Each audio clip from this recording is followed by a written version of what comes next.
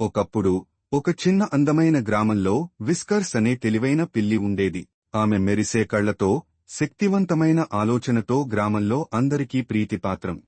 న్యూలైన్. ఒక రోజు ఉదయం సూర్యుడు ప్రకాశిస్తున్నప్పుడు విస్కర్స్ గ్రామ వీధుల్లో తిరుగుతుండగా నది ఒడ్డున ఉన్న పొదల మధ్య నుంచి చిన్న చిన్న, ఆవేదనతో నిండిన చిలుక శబ్దం వినిపించింది. సహాయసిద్ధమైన విస్కర్స్ వెంటనే అక్కడికి వెళ్లి చూడాలని అనుకుంది.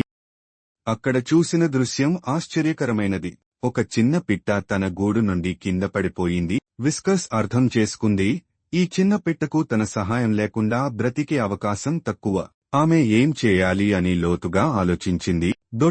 విస్కర్స్ పిట్టను మెల్లగా గూడు వైపు తోసే ప్రయత్నం చేసింది. కాని అది బలహీనంగా ఉండడంతో కుదరలేదు. ఆ తర్వాత ఆమె అర్థం చేసుకుంది, ఈ పని గ్రామస్తుల సహాయంతోనే పూర్తవుతుంది.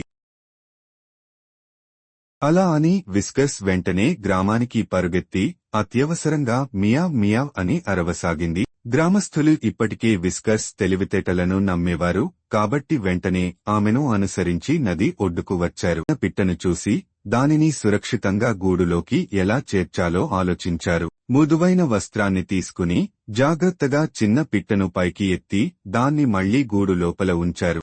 న్యూల్ ఆనందంతో చిలుకమంటూ గుసగుసలాడింది. అంతలోనే దాని తల్లి కూడా తిరిగి వచ్చింది. న్యూలైన్. విస్కర్స్ తన తెలివితేటలు, ధైర్యం మరియు దయతో చిన్న పిట్టను కాపాడింది. దీనివల్ల గ్రామస్తులకు ఒక గొప్ప పాఠం నేర్చుకుంది. ఎవరు చిన్నవారైనా, ఎంతటి సమస్యలో ఉన్నా సహాయం చేయడమే నిజమైన మానవత్వం.